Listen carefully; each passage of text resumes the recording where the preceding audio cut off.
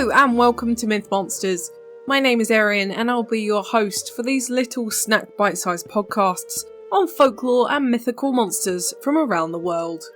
These podcasts focus on the actual cryptids, folklore and mythic monsters from global mythology, rather than focusing on the full stories of heroes and their big adventures.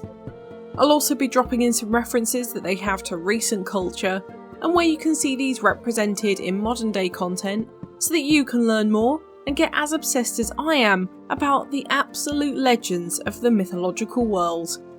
Happy Halloween and Samhain to all of my lovely listeners, and thank you so much for coming back to Myth Monsters. And if you're new here, welcome. I hope you had a lovely spooky day wherever you are in the world. Just a quick one. Sorry for the short hiatus this time.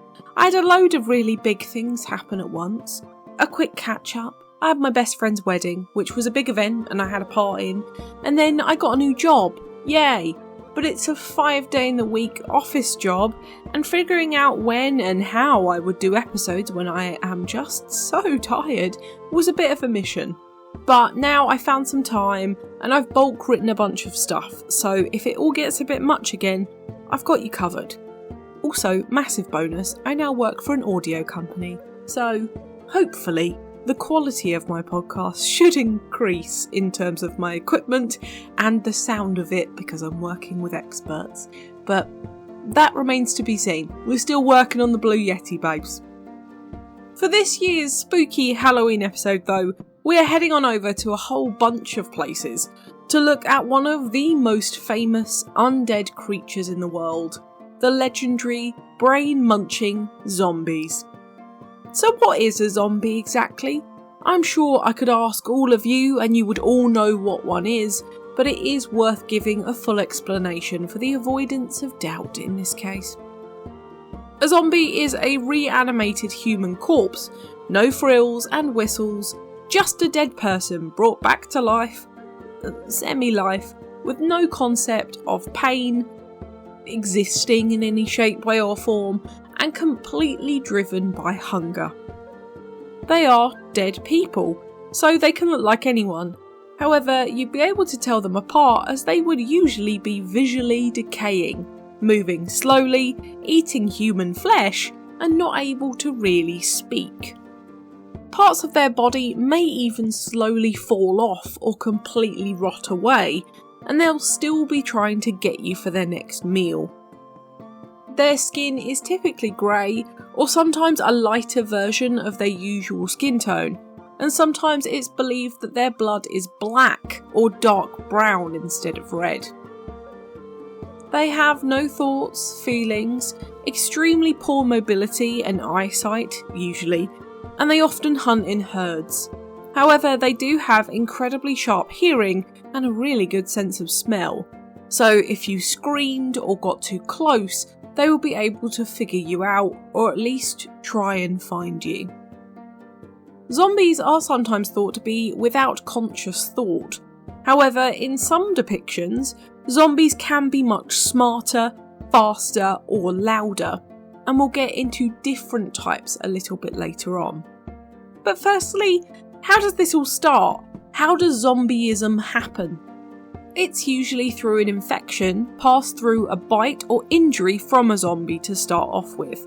However, the actual virus is usually from an escape on a science lab, an army base or medical facility where one person started as patient 0, or perhaps they were even breeding zombies and one manages to get out, for instance.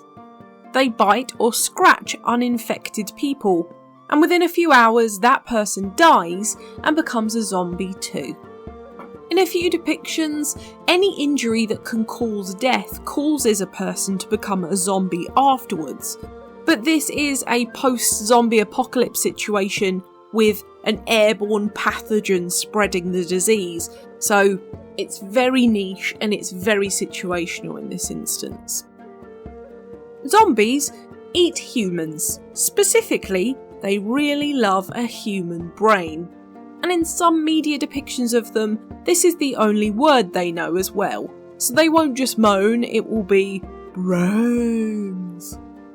They are completely driven by hunger and know nothing else, so they are typically unable to be controlled or contained because they are just so mobilised by the thought of food.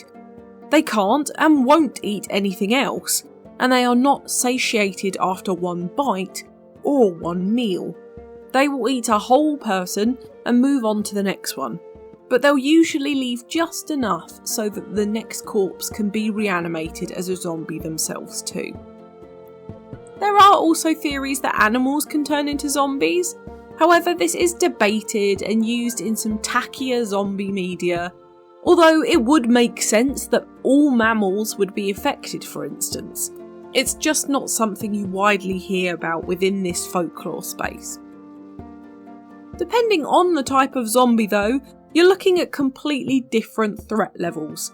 There may be some you can just wait out, but some of the others are coming to get you. There are a couple different types.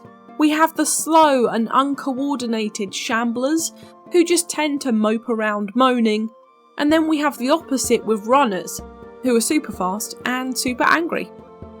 Then there's the bloaters, who explode from gas decomposition, acting like giant virus-spreading bombs, and then sneaky lurkers, who play dead and attack when they sense heat or CO2, for instance. Lastly, and my least favourite, the screamer variant, who uses their voice to garner attention from their zombie brethren, much like a siren. A scary, scary siren.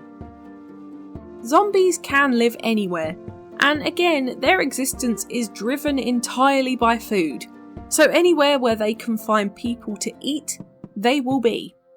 In a zombie apocalypse situation, they will just be walking around towns, down alleyways, in people's houses, in shops. Basically anywhere where people can be, they will be too, as they are just turned people, but they'll be there just ready to feast on them. We kind of talked about this already, but in terms of reproduction, obviously they don't mate. Although I have seen zombie media where female zombies have been used to procreate with male humans, and it's horrible and disgusting. However, there's no desire to mate, they just want to eat, but they do still reproduce.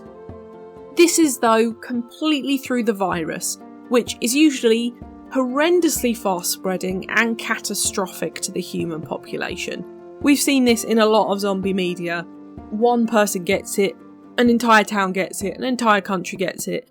Many of us have played Plague Inc. We know what's coming. However, how about death? Can you kill the undead? Yes, and you should know this from our vampire episodes, you silly beans. But if this is your first time listening, I'll let you off, but you probably should know this. The best way to kill a zombie is to take out their brain. This is technically still functioning, even if only to a very basic standard, and without it, they are just a grimy corpse. So the best bet is anything that can smash a head open, a baseball bat, a shotgun, or a very big knife that would pierce the skull and the brain. However, the risk of getting too close is a nasty thought, so it's best that you keep your distance too. Sometimes it is thought that you can outlive a zombie, that eventually they would starve to death from lack of human remains or living bodies. However, in some cases they do just wander for eternity from this point onwards, and food isn't essential for survival, it's just their MO. There is also a theory that if you cover yourself in their gore, that you would not be visible to them as human, but as a zombie, and they would ignore you. But across the board, this generally checks out. However, it is not written within any zombie folklore, so just as a note, that might not save you. Nice one, Walking Dead. Now, moving on to etymology. The word zombie comes from Haitian Creole, and the word zombie, which is just without the E by the way, just visually, and this word derives from the West African Zambi, meaning spirit of the dead. Their history is probably the most interesting thing about zombies, And I have to tell you that most of what I have told you so far is just complete fiction. Yes, I have tricked you, haha! Zombies, within folklore, may I stress, are not originally the mindless, brain-eating monsters from your favourite horror movie, but a very real belief within some Caribbean and African folklore. This goes all the way back, most popularly to Haiti in the Caribbean, where zombies were the result of mystical powers of a bokor, a sorcerer who can raise the dead to serve as personal slaves to them and others. Within the same stories, there are also zombie astrals, which were spiritual fragments of the human soul, which a bokor could trap in bottles to give luck, healing or success to the user, utilising that person's soul. The two zombie forms represent the Haitian voodoo belief of soul dualism, where the body and the spirit both share a person's essence. Still, these zombie slaves were still slightly mindless, but they just didn't have a compulsion to eat flesh. They were just the mindless undead slaves of warlocks. They didn't moan or bite, they just did what they were told to do by their master. However, this belief didn't start in Haiti.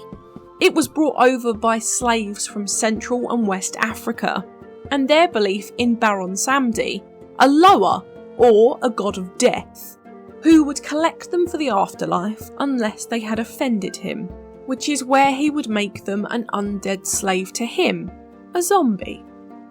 During the plantation practice across North America and the Caribbean, voodoo priests who were usually slaves themselves would convince their other slaves of zombies, so they wouldn't commit suicide and disrespect their great loa and become zombies after death to avoid the plantation slavery.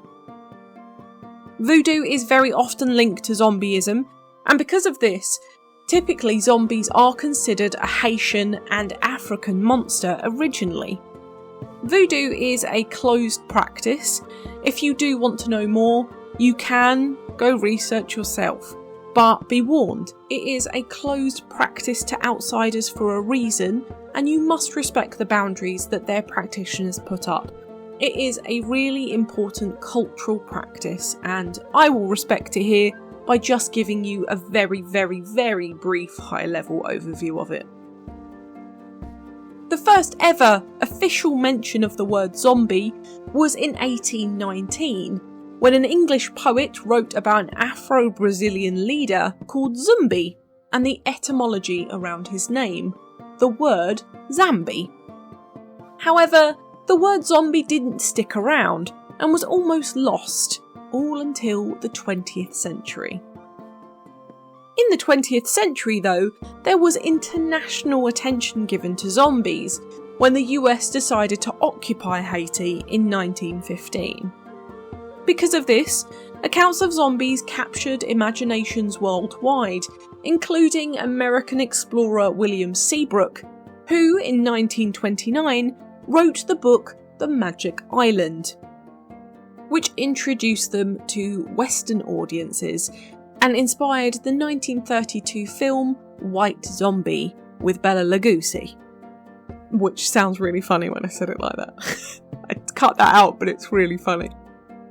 This kicked off the international obsession with zombie movies, and them as a monster rather than this very different slave being from Haitian folklore. Before we even get to the 1900s though, the concept of the living dead was not introduced to us in the 1800s, and we certainly believe that the voodoo culture was practicing this long before there was anyone there to note it down. But before that, zombies were mentioned, just not in name. Most famously, in the epic poem Gilgamesh, the Mesopotamian goddess Ishtar warns him, "If you do not open the gate for me to come in, I shall smash the door and shatter the bolt. I shall smash the doorpost and overturn the doors. I shall raise up the dead, and they shall eat the living, and the dead shall outnumber the living." which is a very clear nod towards the animated dead that would go on to eat the living. It just didn't have a name yet, and this poem was written around 2,000 years ago. So the belief in the man-eating dead man would truly kick around for a much longer time than movies would lead us to believe. Going back to the 1900s though, the Magic Island and White Zombie truly skyrocketed interest in zombie media. In the 1930s, American novelist H.P. Lovecraft, who we've covered in our Cthulhu episode, wrote a bunch of stories about zombies. In them, they were mostly mute, violent, primitive, and extremely uncontrollable. But this inspired many other authors after him, which also inspired many movies and TV shows. The first true zombie movie came out in 1968 with The Night of the Living Dead, where zombies were first given the love for eating human brains and began to move completely away from the Haitian roots, making zombies and zombie completely different monsters at this point. And I know what you're thinking, Erin, you just talked about White Zombie with Bela Lugosi. That's very true, but that really stressed on the Haitian-inspired zombies, and what we're moving into now in the late 1900s is more of that modern westernised zombie, and Night of the Living Dead was the first real pinpoint into that change. In the 21st century, we love a zombie movie, TV show or game, with our biggest ones like The Last of Us, The Walking Dead, 28 Days Later, House of the Dead and Resident Evil, just to name a few that literally everyone will know. We as a culture, especially in the West, are obsessed with them. Although it might surprise you, in recent years, zombie media has actually fallen slightly back into a decline, which it did in the 1980s too, but it does tend to bounce back when someone has a new, good spin on it. The Last of Us is a great example of this. It's something completely fresh and new within the zombie field, and everyone absolutely loves it. It's mostly because of Pedro though, I'm saying it now. What came out of this though was also the fear of zombies, and most importantly, a completely new term and new fear for most people, a zombie apocalypse, where a virus gets out and the world turns into a zombie hellscape. It was coined entirely for science and horror fiction, yet many of us have had the discussion, even if just for fun, what would you do in a zombie apocalypse? You'll get to know my answer later, I do promise. But these plots tend to follow the end times idea, and usually follow a bunch of survivors who either end up dead, turned, or saving us all with a miracle cure. In this way though, zombies are super unique as a mythical monster.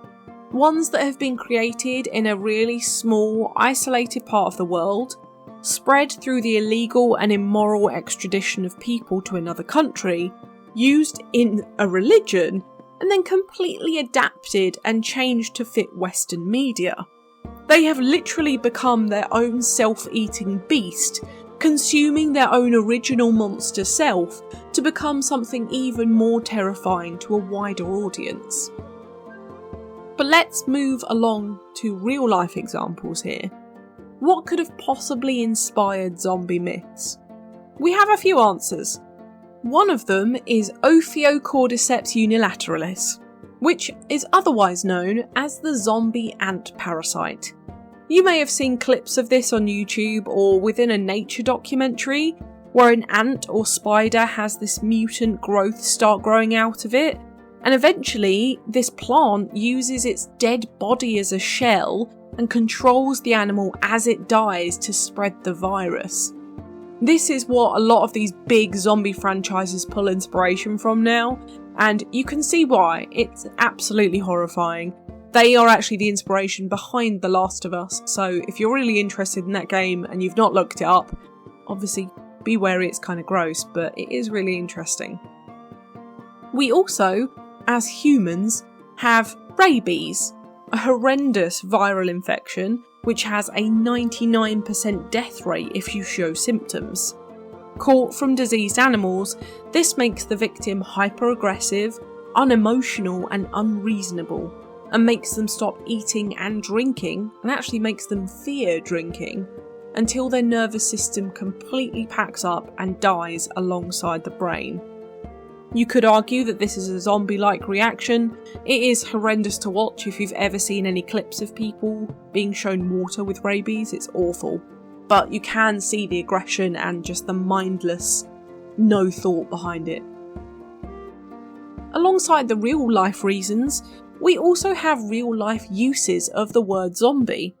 For instance, if someone is walking and talking monotonously, kind of on an autopilot, you might refer to them as a zombie. Or if you're really tired or just a bit brain dead, you might call yourself one. If you're attached to your smartphone, there's even the term smombie, which is where you're so hooked up that you become dead to the world outside of your device. Zombie is also the title of possibly one of the most famous Irish songs of all time, about the horrors of the troubles between England and Ireland in the 1990s. If you've not heard of it, it will change your life, and you should have heard of it. It is a super famous song.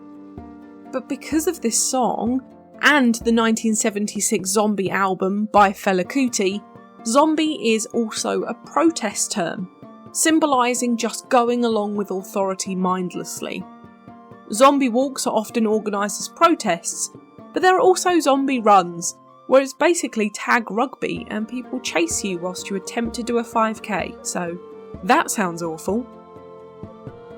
We also do have to talk about other mythical comparisons to zombies too, and to be honest, there isn't anything enough like them. There are, of course, the Draugr from Norse mythology, skeletal undead who guard treasure. However, they are just mentioned as undead rather than specifically zombified, and they also have magical powers, so I don't think they count. I covered them in another episode if you are interested. Ghouls are often put up there with zombies too. They are Arabic folklore monsters traditionally who consume flesh. However, again, not quite undead this time, and just a demon doing so. And that is just what demons do. We do, of course, also have vampires, the kings of the undead history world, but you know enough about them to know that they are undead and they drink blood.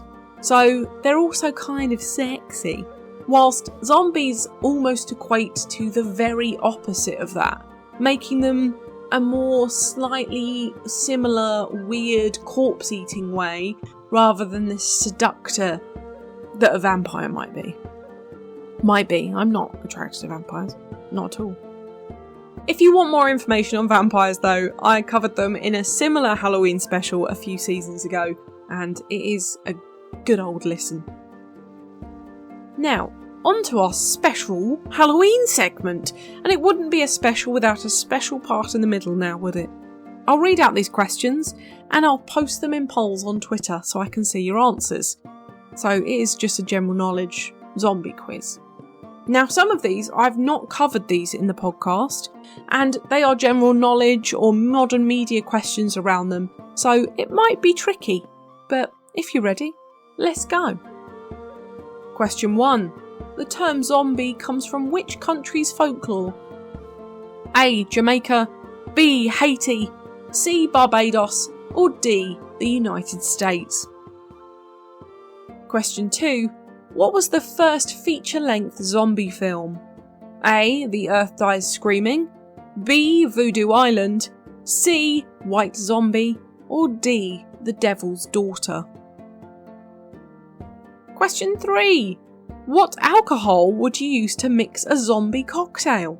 A. Rum, B. Vodka, C. Midori, or D. Creme de menthe? Question 4. Which 2009 novel combined a classic Regency romance novel with slavering hordes of the undead? A. Pride, Prejudice and Zombies, B. Lady Chatterley's Zombie, C. Wuthering Zombies, or D. Cyrano de Zombie? 5. Which band won the Best Song Award at the 1995 MTV Europe Music Awards with their song Zombie? A. Blue Oyster Cult, B. Green Day, C. Tom Petty and the Heartbreakers, D. The Cranberries. Question 6. What term describes a genre of fiction in which civilization collapses due to overwhelming swarms of zombies? Question 7. Which game released for PlayStation in 1996 is often credited with returning zombies to popular culture? A. Cold Fear, B. Over Blood, C. Resident Evil, or D. Silent Hill? Question 8. Which 2004 British zombie comedy started the infamous Cornetto trilogy? A. Lesbian Vampire Killers, B. The Boat That Rocked, C. At World's End, or D. Shaun of the Dead? Question 9. True or false? Kinematophobia is the fear of zombies. Question 10. Last one. How can you kill a zombie? A. Destroy its brain, B. Set it on fire, C. Stab it through the heart, or D. Chop its head off. And that's it. I hope you enjoyed that, and I'll have all the questions up on the Twitter by the end of the week so that you can share your zombie knowledge with everyone. Now let's move on to modern media. Obviously we have loads, so buckle in, sunshine. I've only covered the most popular because otherwise we'd be here forever. At the point of recording, I've just passed 27 minutes, and I imagine it's probably the same for you. This is already so much longer than our specials usually, so I'm being conscious here. For art, there's actually nothing here, but this is because they are a semi-new creature within the mythology space, and they're from the Caribbean, so it was generally not a space for portrait art when these came into folklore either. So we don't have anything official, but you all know where you can look for zombie art. Everyone is doing it. In movies, we have Zombieland, Shaun of the Dead, 28 Days Later, Dawn of the Dead, Day of the Dead, Resident Evil, Army of the Dead, Evil Dead, Overlord, Wreck, Warm Bodies, Pet Sematary, Fido, Brain Dead, The Cabin in the Woods, Return of the Living Dead, The Crazies, Rampant, Wormwood, Night of the Living Dead, White Zombie, Zombie 2, Anna and the Apocalypse, Slither, The Sadness, Poultrygeist, Night of the Chicken Dead, Les Revenants, Tombs of the Blind Dead, Nightmare City, Pro Wrestlers vs Zombies, Black Sheep, The Dead, Deadstream, and Zombie Wars. For TV, we have The Walking Dead, Buffy the Vampire Slayer, Angel, iZombie, Z Nation, Supernatural, Game of Thrones, Doctor Who, Firefly, Being Human US and UK, The Twilight Zone, Star Trek, Once Upon a Time, Kamen Rider, The Walking Dead Daryl Dixon, Misfits, Dead Like Me, Kingdom, Merlin, Primal, The Amazing Screw on Head, The Batman, Ben 10, Code Lyoko, Codename Kids Next Door, Gravedale High, Gravity Falls, The Real Ghostbusters, Spiral Zone, Star Trek Lower Decks, Star Wars The Clone Wars, Teen Titans, Transformers Prime, Zombies, Atlantis, Charmed, Dark Hole, Monster Warriors, Search, The Walking Dead, The Aquabat Super Show, Torchwood, and Breaking Bad.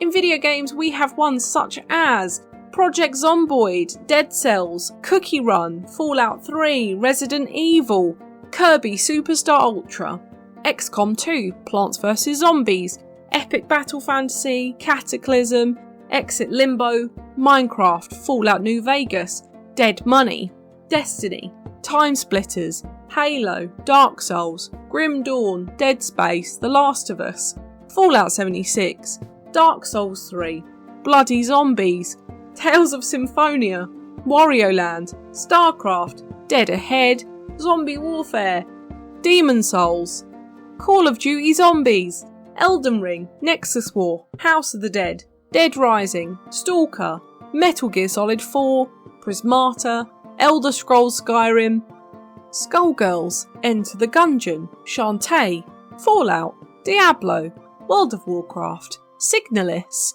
Dwarf Fortress, Morrowind, Hollow Knight, The 100 Line Last Defense Academy, Super Meat Boy, Metroid Prime, Red Dead Redemption Undead Nightmare, and Left 4 Dead. Whew. My book recommendation this week is for Zombies, A Cultural History by Roger Luckhurst, or Zombies by Jovanka Vukovic, which are really great depictions and history lessons about zombies within world mythology and the wider media. But now it's time for Do I Think They Existed? It's a yes and no for me this week. Do I think the dead are capable of reanimating? No. But do I think bodies can move or appear alive when dead? Absolutely. And that is my absolutely biggest fear. Yeppers. That truly is. I don't think zombies in the traditional sense are real. We have never seen anything like that, where humans are reanimated and then they choose to eat each other and spread a virus through biting. It's just all a bit elaborate, I think. However, the zombie word as an adjective is something we see every day. I describe myself as a mindless zombie almost all the time, or when I have to spend time with a certain colleague. They drain the life out of me, although I would also refer to them as a Colin Robinson or an energy vampire from time to time. I do think, though, zombies are really cool. They're spooky, they're mindless, and at least you kind of know where you stand with them. They just want to eat you, that's about it.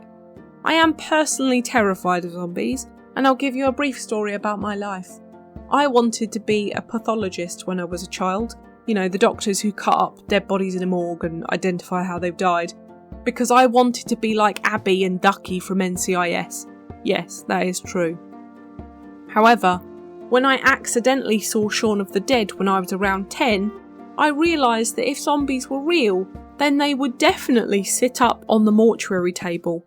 And I've seen many horror films where this has happened now. And I, personally, would simply pass away with fear. So that in itself ended my pathology dreams. That, and I'm also really scared of blood too. But that fear has stuck with me ever since. My dad dragged me to see World War Z back in the 2010s, and I have never forgiven him for it. I really would rather do anything than go and watch a zombie movie, and I try and avoid anything with them in, and I'm okay with that.